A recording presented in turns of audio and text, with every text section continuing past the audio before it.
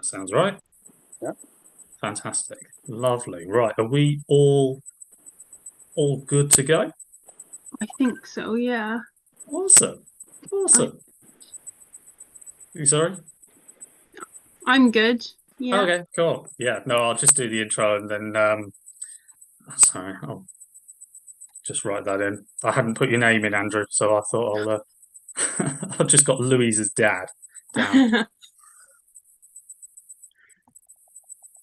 Cool. Da-da. Lovely. I'm going to introduce you as one of the founding members, if that's all right. Oh, thank you. Well, Okay. you were on the team, literally the first one on the team. So Oh, I'm going to okay. introduce you as one of the founding members. Okay. Right. Okay, let's go.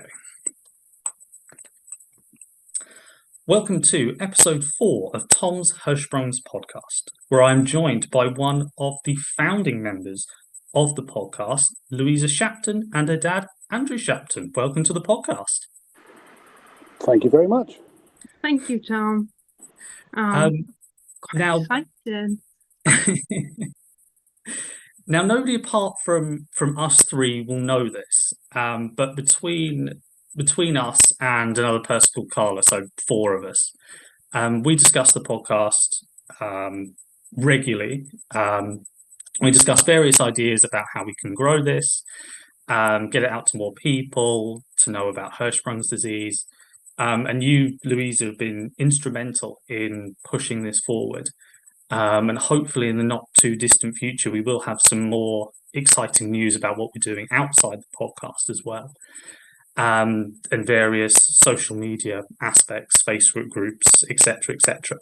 But for today, I have Andrew and Louisa Shapton, and we are going to talk about, Louisa, your story with Hirschsprung's disease, and then and your dad as well to fill in the bits that are very relevant to him, and the bits obviously that you don't remember because you were too young. So if we go straight from the beginning, and I'll start with you, Andrew. Um, the the first diagnosis of Hirschsprung's disease. Did you know about the disease? Had you heard of Hirschsprung's disease at all before Louisa was diagnosed? So, no, we'd not heard of it at all. And to me, it was I describe it to some people as just, it's like a bolt from the blue. You know, you have this beautiful little daughter, a bouncing baby. She's arrived.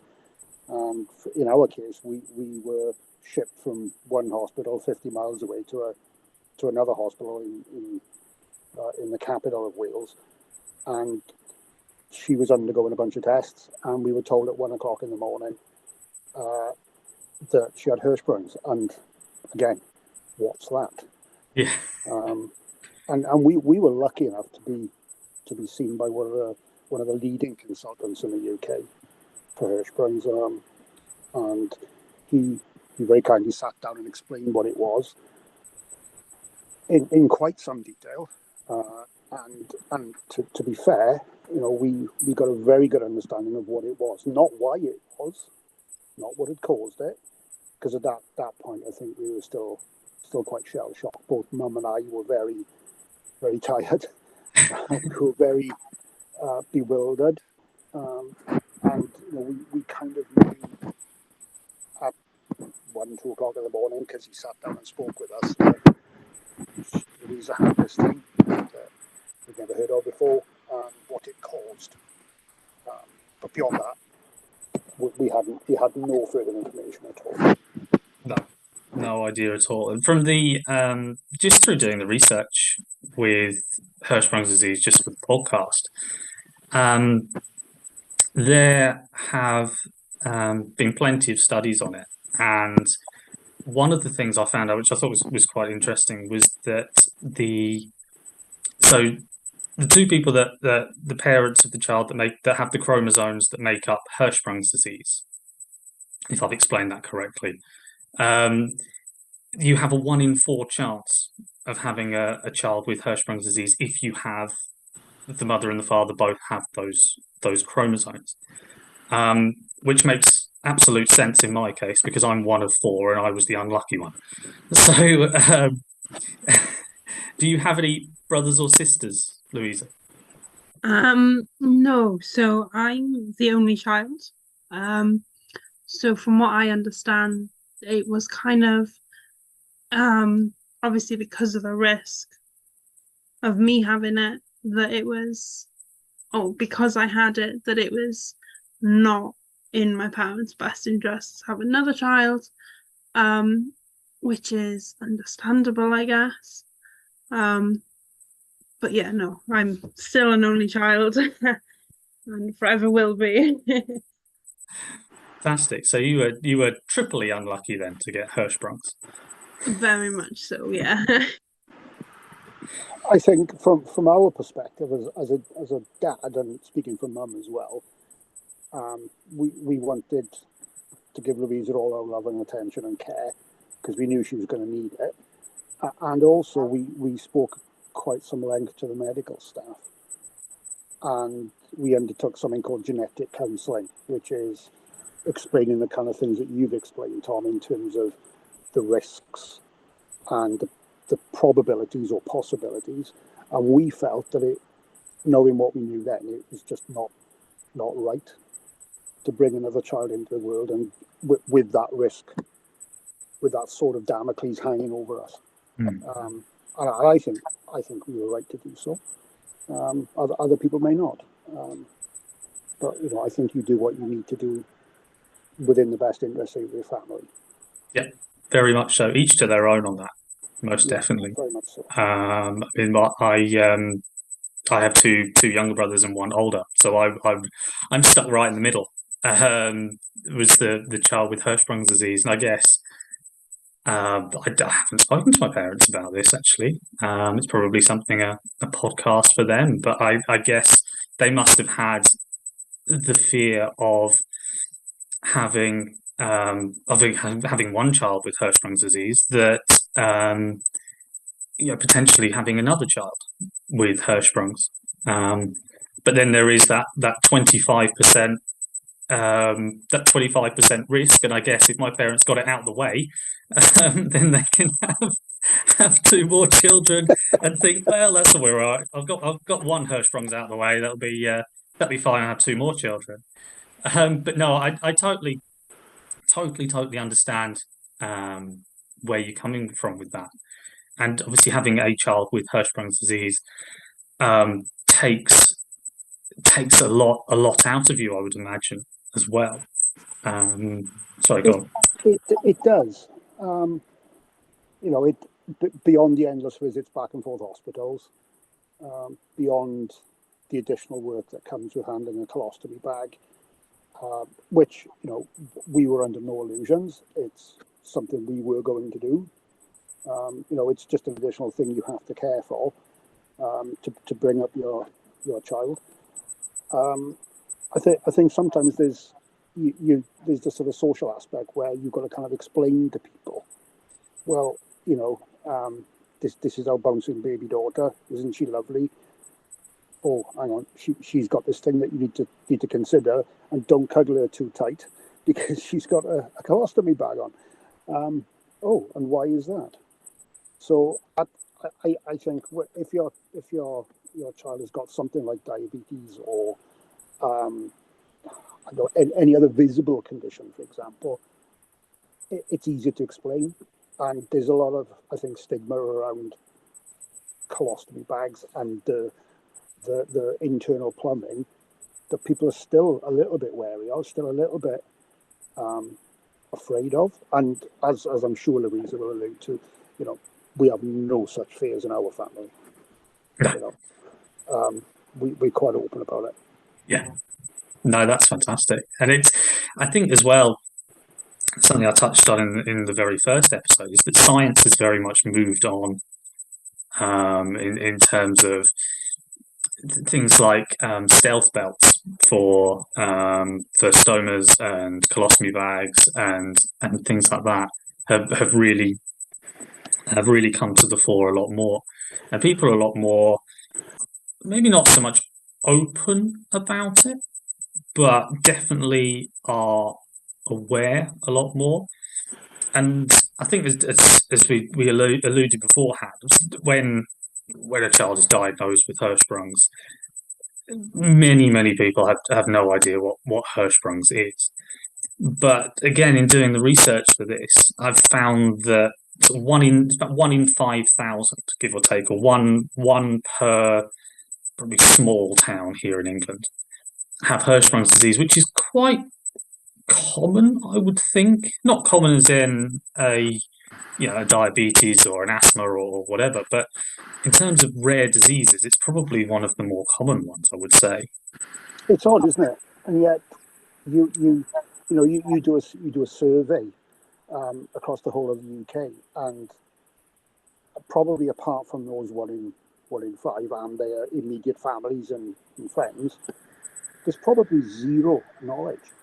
I think it's one of those things that you only know about if you know someone or are related to someone that has it, rather than asthma, diabetes, epilepsy. Everyone knows what they are.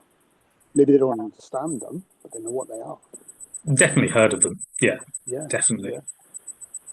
I think the other thing as well I was going to ask was, you said you had to explain Hirschsprung's and to many different people, and my parents will know that experience, and I've had that experience, and Louisa, I'm sure you've had that experience where you've had to explain this, that, the other to people. Did you ever, before getting involved with a lot of the Facebook groups, and Louisa, did you know of anybody growing up that had Hirschsprung's, or was it something that you thought you only had? I think I knew that I wasn't the only one with it. My parents had said about how on the ward I was on in Cardiff, Heath Hospital, there was another little boy there, and he had Hirschsprung's. And I think my parents spent time talking to his parents as well. And yeah, so I knew that it wasn't a just me kind of situation. It wasn't, you hear of these cases of illnesses, and there's like 3 people in the world with it. I completely understood it wasn't that kind of situation, but it also wasn't a situation where if I said Hirschsprung's, then someone would say, "Oh, I know someone with that," or they knew what it was. It was very like, I think the first time we spoke, I started welling up because I'm 22 now, and this is the first time that I have actually knowingly had a conversation with someone who has or who has had or has Hirschsprung's. And it's taken me 22 years to find someone else. So yeah. It took you a shorter time than it took me. I was about 25 until I was teaching somebody, actually, in my career as a teacher, actually teaching somebody who has Hirschsprung's, and my mum was good friends with his mum, and so it took me until about 25. So you've done that a lot earlier than I have. Yeah. But yeah, it is quite unique in that sense, and it can, in honesty, it can be quite isolating and a bit confusing. I found growing up, it can feel a bit like, I don't want to put a dampener on things, but it is very, how do you explain this? And as we said, it's, I was born in 2001, so it's growing up when science maybe wasn't as developed as it was now. There was very much a taboo around, can I talk about it? Will people understand? It wasn't just a known thing, I guess. Yeah. But yeah. Very much so. I mean, I think over the years, I don't know how it's been for the review, but over the years, I've sort of got more succinct with my answers. If anybody ever looks at my records and goes, "You have Hirschsprung's, what's that?" I tend to beforehand, I would go into detail. I got this and that, and this happens, and this intestine gets chopped, and that gets whatever, and blah blah blah. But now it's more just, yeah, my stomach hurts sometimes, and then I'll just move on. So yeah, I tend to find. Did you find that, Andrew, through if you had to explain Hirschsprungs to whether schools or teachers or whoever, um, did you find that was it long-winded answers that you gave and tried to give loads of information, or was it sort of like, right, this is it, I've got it down and succinct and go? I think it was very much a long-winded answer because, and to be honest, it still is. You know, if someone says, not that they do anymore because Louisa's kind of taking the mantle now, but I think if someone were to ask me now, you know, what is Hirschsprung's, irrespective of if it's in the context of Louisa or not, I'd probably still give the same answer. And I'm like that because I'm keen that people understand as much as possible about it. And in the early days, it was very much in the context of Louisa going to school, so that, you know, she'd be able to be given a little bit of leeway or slack if she needed the loo or she didn't need the loo or whatever, so that the teachers would understand. Now, I'm more in an educational sense that people want to know what it is. Okay, I'll tell you, I will keep talking about it until you tell me to stop. Yeah. You know, so you get all the last graphic minutiae detail about this. Yeah. No, that's good. It's good, and I think as we touched on before, you know, time and science has moved on. So the explanation that, I mean, the condition obviously itself hasn't changed. It's still, you have your short segment and your long segment, and so that hasn't changed in a sense. But I certainly felt in sort of the 32, as I am now, 32 years I've had it, my explanation has changed, from, you know, going very much into sort of, I've got this scar and that scar and blah blah blah blah blah. Has your explanation changed? I know you said you go into detail, but has it changed over the years, or is it still very much the same explanation? I think it's very much the same explanation, simply because I think what I'm explaining is the causes of the condition rather than the science behind it. And let me try and put that in a different way then. The causes of it are clearly genetic.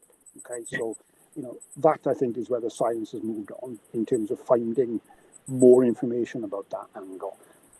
But the impact that then has on a person who's about to be born, and they will pop into the world with this condition, that to me is still the same. Yeah, the impact of it is still the same. You know, there's long segment, there's short segment, there's the pull-throughs, there's the reversals, there's the scar tissue. Well, that's all the same, I think, because science won't change that until science comes up with a bunch of procedures that change.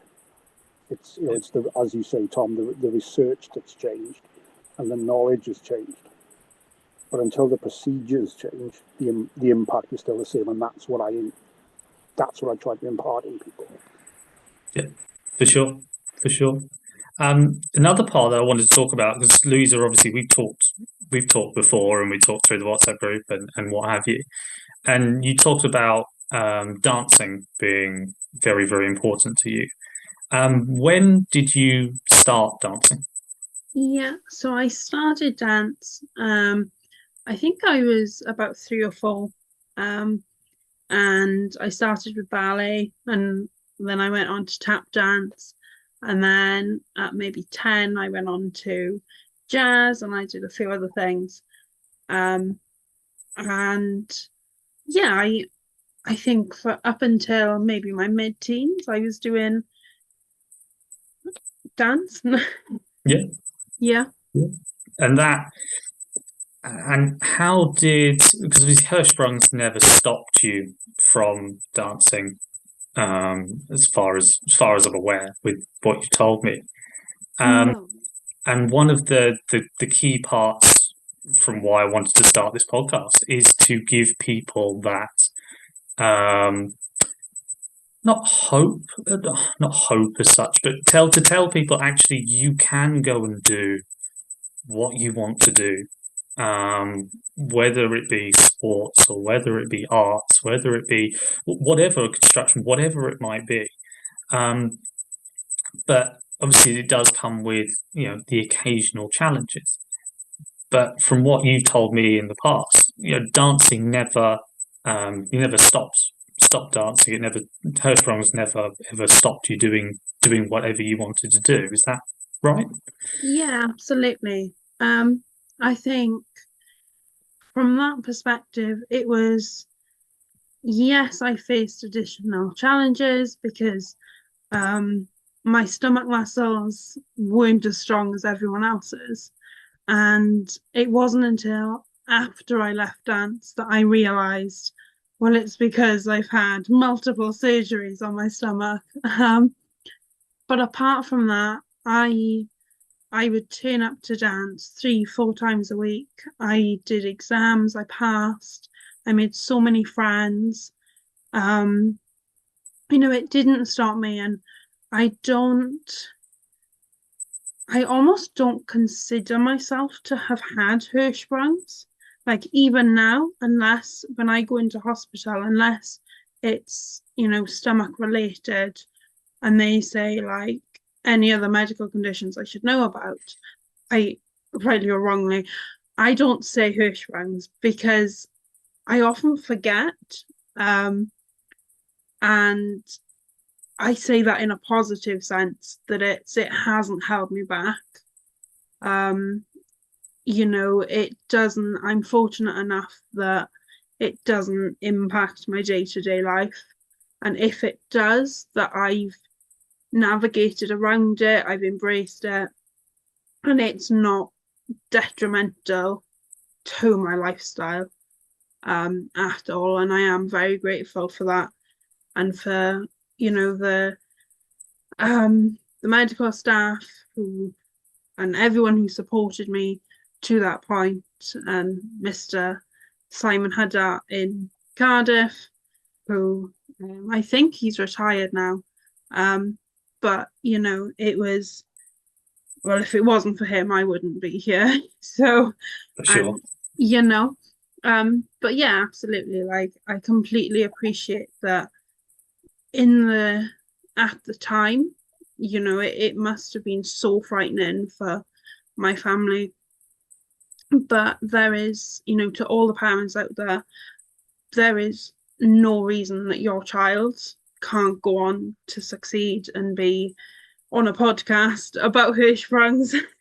It's not a be all end all situation.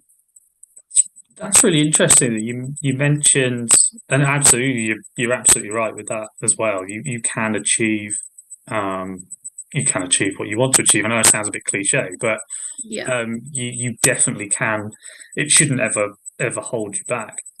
It's interesting you said about um, almost forgetting that you have Hirschsprungs when they say if you have any other medical conditions. Because again, if you're anything like me in my condition, you have a folder that's about 300 pages long and it has everything in the world in it. And it's just a quick, because when I went to hospitals, I went to Great Ormond Street Hospital in London, and I could always tell when I was next because they would wheel the trolleys through with all of the folders, and mine was always the biggest. So I always knew when I was next. But I imagine, um, Andrew, as well, you probably had to, as you touched on before, you had to sort of explain um, various conditions, but did you have to? Yeah, we kind of had to sort of explain Hirschsprung's disease, um, but it never stopped Louisa doing anything growing up at all. No, I think quite the reverse. I think what struck me is how Louisa was. I think, again, to use a cliche, you always think your child is the best in the world, and yeah, Louisa is. But I think we were in hospital for one of her checkups, and she was asked to sort of. She must have been about 6 or 7, and she was asked to sort of hoist herself up onto the hospital bed, and she did so, and there was a big clunk on the bed, and the Mr. Huddart, the surgeon who saved her life, looked at her and said, do you mind if I get one of my colleagues to come and look at her? But, no, not at all. Apparently, if you have Hirschsprungs, you have a very slim chance of becoming quite beefy and meaty. And what he said was a lot of young kids with Hirschsprungs tend to be somewhat, because they've got issues obviously with with ingesting and digesting proteins and goodness from food because of the short length of the bowel, etc. They have the potential for not to be as beefy and meaty as other kids, and yet yours, Louisa, was bucking the trend. So that struck me as, well, if she's bucking the trend, then she can achieve whatever she wants. She can be whatever she wants. She can go wherever she wants. So it's never stopped her. I think it's made her subconsciously more of a fighter. Yeah, than held her back. for sure. Yeah, no, I mean, I pick up on that point of being a fighter as well, and I've noticed this with myself and with others that I've spoken to, that partially because of the amount of surgeries that you do have with Hirschsprungs, because it's not, for anybody who's unsure, it's not just one and done. You do have quite a few surgeries.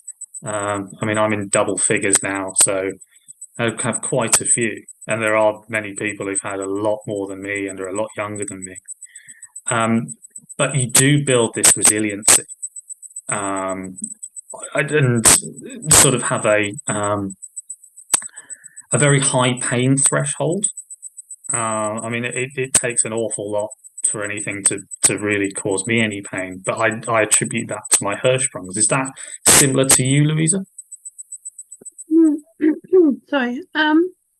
I think in terms of a high pain threshold, I don't know anything different, so I couldn't necessarily say yes or no. But I know from a mentality perspective, I definitely, when I do need to call on that, I need to be mentally strong. I kind of do remember that from birth, I've gone through these surgeries. I've fought Hirschsprungs.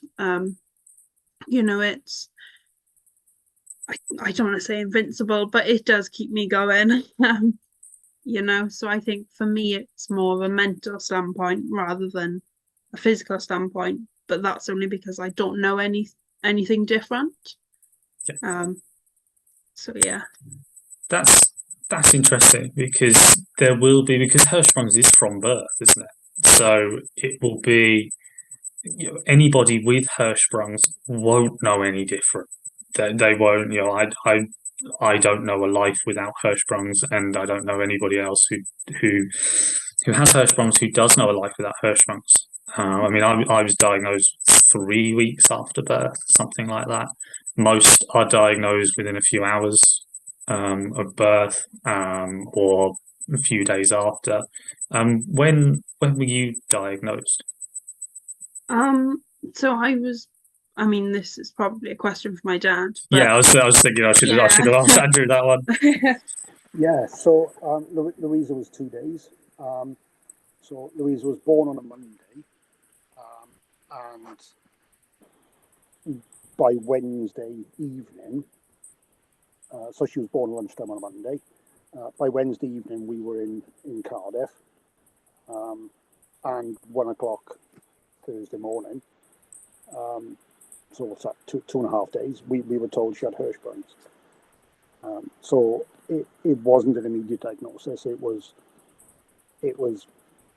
within the sort of standard couple of days that people will normally say, yeah, if you've got Hirschsprung's, couple of days you exhibit the sort of possibly distended tummy or whatever, and then they start to give you tests. So yeah, that's Louisa's time frame. Yeah, it sounds like a fairly, not that Hirschsprung's is normal, but a fairly normal way of being diagnosed with Hirschsprung's. That is usually within the first sort of few days to a week. Yeah. That you tend to be, people tend to spot the signs, and then you diagnosed fairly shortly after that. But I wanted to move on to sort of now and what you're doing now, and how Hirschsprung's has potentially helped you in your studies, or whether it has helped you at all. Yeah, absolutely. So I'm currently on a gap year from Cardiff Metropolitan University, but I am studying sport conditioning, rehabilitation and massage, which is a fancy name for sports therapy. And I do really enjoy the course. It's wonderful. And I think I'm not 100% sure on my end goal at the moment, but since a young age, I've said I want to go into Hirschsprung's in some way or another. At one point, I wanted to be a Hirschsprung's researcher. Another point, I said I wanted to be a pediatrician specialising in Hirschsprung's. And whilst that hasn't quite materialised yet, I think I'm at a point that I definitely want to go into Hirschsprung's research. And that may not be in a lab. It might be looking to work with children, adults, Hirschsprung's patients who have some sort of colostomy, ostomy, and helping them through the rehabilitation process of that. That's something that I do feel quite strongly about, that I didn't have, as far as I'm aware. And so, as I said earlier, in dance, my stomach muscles were awful. And so just kind of working with the Hirschsprung's community, whether it be on a professional level or in like a voluntary sense on the side type thing. But just to help in any way I can and use the skills and knowledge I'm learning in university to kind of give back to the community, because I think in this day and age with social media, we can reach out to each other and realize we're not on our own, and that there is stuff that can be done that isn't necessarily surgical. And I'm not suggesting that you don't need to have surgery, but as well as yeah. But as well as the surgery, there's pain management, there's aftercare, there's things that we can do to kind of what's the word, like, to really help Hirschsprung's patients, survivors, warriors, whatever you want to say, to just, I feel better is an understatement, but yeah, I know what you mean. Yeah, to deal with the Hirschsprungs, because it's not, as you said, it's not a one surgery and you're done. For a lot of people, there is complications, surgery after surgery after surgery, and you're not really getting anywhere. And so I think it has influenced how coming back to your question, sorry. I think it has influenced what I want to do. Because, as I said, as much as I love sports therapy, it's not working with the population that I do want to work with, which is the Hirschsprung's community. That's interesting. I mean, I'd touch on the point you said earlier about stomach muscles, and that was something you taught me when we first had our conversation. That Okay. makes total sense now, but I never understood it as a child or a young adult. That, yeah, of course, my stomach muscles would be rubbish because I haven't got any, or I have very few. So I never really understood that, and that was this may have clicked with everybody else much sooner than me, and it might just be me being very thick, but yeah, it just didn't click with me until you said it, and it's again reminds me of something I did in the summer. I ran a race in London, or was it summer? No, a few months ago. And one of my friends commented on my running style and said that I lean over too much because I haven't got any stomach muscles to hold me up. But it's things like that because people don't know that you have the condition because you don't, it's not visible. People can't necessarily see that it's not necessarily your fault, or it's possibly a bit trickier than others to, for example, hold planks or to be able to lift things or whatever it might be, just because the stomach muscles aren't there. But yes, no, thank you very much, because you taught me that. So yes, so thank you. But yes, you're right and that kind of neatly ties us on to the next thing when you were talking about helping and community and trying to have a community out there, because I think as we've sort of touched on, we didn't know anybody else growing up who had this condition.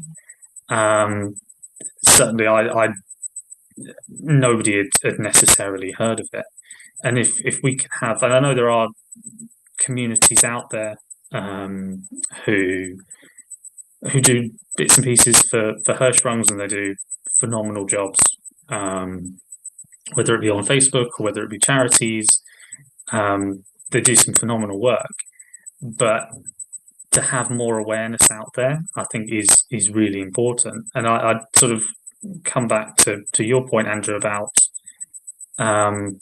when Louise is diagnosed with Hirschsprung's disease, how much support, and not necessarily from sort of the hospital, but sort of things you could search or research or anything like that, was there around Hirschsprungs?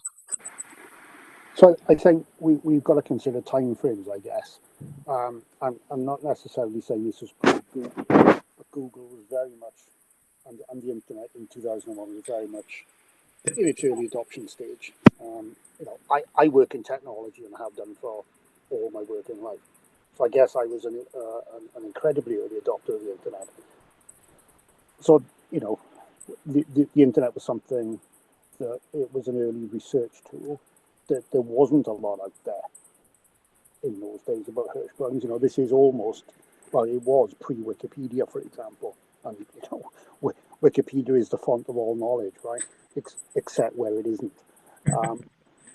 So what we had was all that the hospital could supply us with. Here's a bunch of leaflets. Here's one or two of these things called, what do they call them? Websites. Yeah, because this was 22 years ago. And the aftercare and the support that we had, we had great medical staff who would answer all the questions we had for them. We had a stoma care nurse that came to our home every couple of weeks to make sure we had the right type of supplies, because as Louisa was growing, the colostomy bag for changing size, and we'd get the larger one and stuff as she got older. And we'd have the care from the medical staff at the hospitals.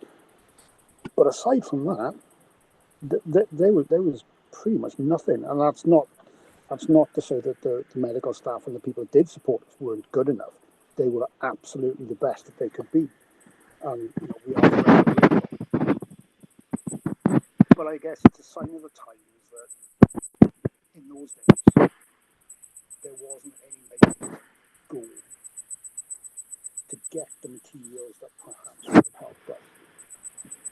Whereas now we have the internet,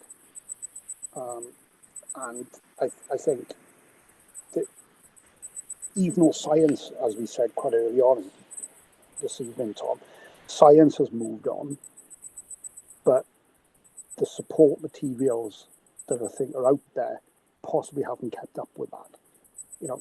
Things like Louisa was mentioning about her stomach muscles.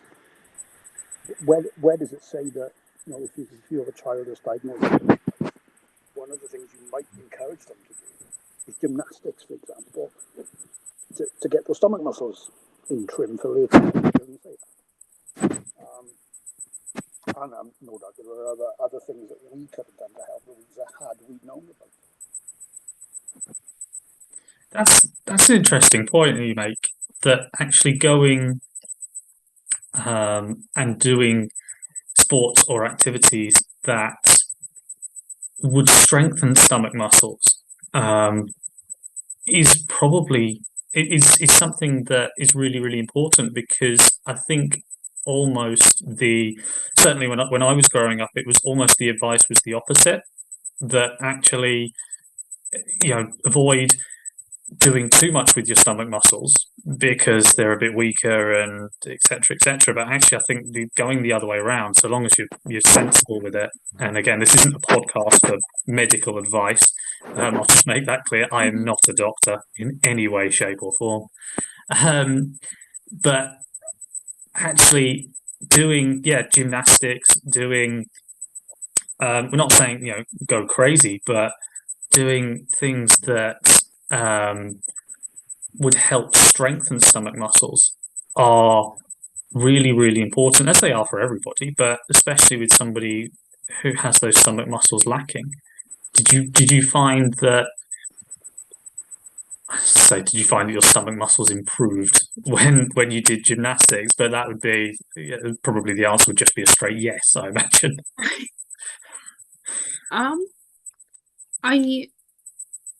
I don't know. I did do gymnastics for a few years, and I don't think it was really my thing. But kind of comparing it to dance, where again, especially ballet, where stomach muscles are needed continuously to maintain that posture. Evidently not. From when I started over to, mid-teens, when I said this isn't really for me anymore. And that wasn't because of my lack of stomach muscles. It was they just never seemed to change. And again, it's maybe it hadn't clicked that most of my stomach is scar tissue. So I can't just pull my belly in and suck my stomach in like all the other girls around me were. It's not quite the same. And so even just educating ourselves and parents, families, people going through this, that the right type of exercises, and it doesn't need to be planks, it doesn't need to be sit-ups and all those horrible core exercises, it doesn't need to be that at all, but just kind of from a personal standpoint, it was a light bulb moment, and it sounds like I've passed on that light bulb to you. Sure. That our stomachs aren't like everyone else's. And quite a lot of us have had fairly large proportions of, if not all of our intestines removed. And so even our stomach muscles aren't necessarily going to sit correctly. So, and they need to adapt to that as well. But yeah. So I think taking it beyond that, though, in terms of aftercare and support, a lot of the support that we had back then was purely medical, whereas we didn't have. I want to use the term counselling, but that maybe isn't right. We didn't have the support that says, well, okay, now you have a child with Hirschsprung, this is what it means, this is what you need to do, this is how you can help your child in the best way that you can. It was very much about, let's sort out the plumbing. Yeah, very, very much the sort of practical, the things you can see, as opposed to, and I think you make a really, really interesting point, and I think that's something. Again, I'm going back, 20, 30 years ago. Something that wasn't talked about was mental health at all, and something that's a lot more prevalent now, and something that I think is really, really important when it does come to Hirschsprungs, especially. Again, in doing the research for this, there are a lot of conditions linked to Hirschsprung. So people have Hirschsprungs and another condition. But none of that was talked about. It was just, you have Hirschsprungs. But that the world was, as we said, the world was a completely different place. I think, yeah, as you said, people just look at the internal stuff, right, this goes here and this isn't working and this is missing and yada yada yada. And I think talking about everything else that kind of goes along with having Hirschsprung's or another long-term health condition. As I said, it has very much been linked to Crohn's, and for obvious reasons, and very much linked to autism. In the research that I've done, and not a lot is made of that. There've been several people who've contacted me who said, my son, daughter, whoever has Hirschsprung's, and they have this other condition as well, and we didn't know at the time. So yes, I think that's incredibly important. Yeah, I think for me, as I kind of said earlier, it's not just the medical side. It's where, as a person, even at that young age, ourselves, the person with Hirschsprung's, and the families and caregivers, we are whole-rounded people. It's not just a 2D sort the Hirschsprungs and you're good for life. It's as you say, the long-term and short-term medical conditions that go with it. It's the mental health, it's the practical health, it's the peer support that's needed. It's the, how do I tell someone my child or I have Hirschsprung's? I think, even like, how do you tell a partner you've got it? That's, that's something that's not ever an easy conversation. But yeah, it's almost making it an encompassed, not just 2D Hirschsprung's label, job done. There's so much more to it than that. Yeah, no, absolutely. And so touching on my final point, really, I come to you, Andrew, I've had plenty of conversations with people and messages from people who've said, my daughter's just been diagnosed with Hirschsprung's disease or was diagnosed a few months ago. What would you say to somebody who was concerned or worried that their child's just been diagnosed with Hirschsprung's as a parent of a child with Hirschsprung's? I think my first message would be, don't be scared. It is a serious condition. There's no getting away from that. It is long term. It is life threatening.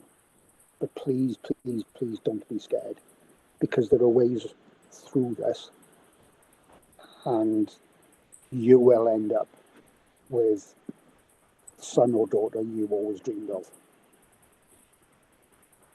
That would be my first message. Yeah, for sure, sure. We have.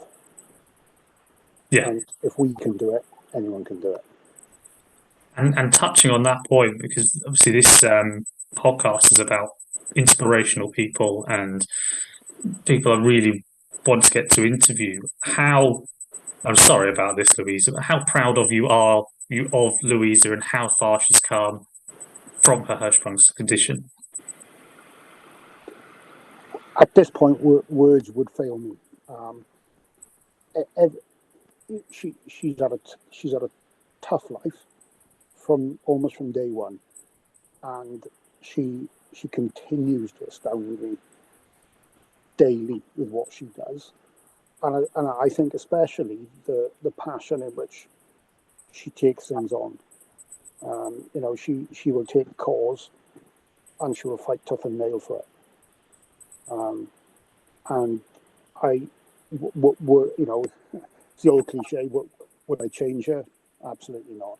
Would I want Louisa not to have Hirschsprungs in a crazy, odd, batty sort of way? No, because I think it's made her what she is. I'm incredibly proud of her every day. For sure.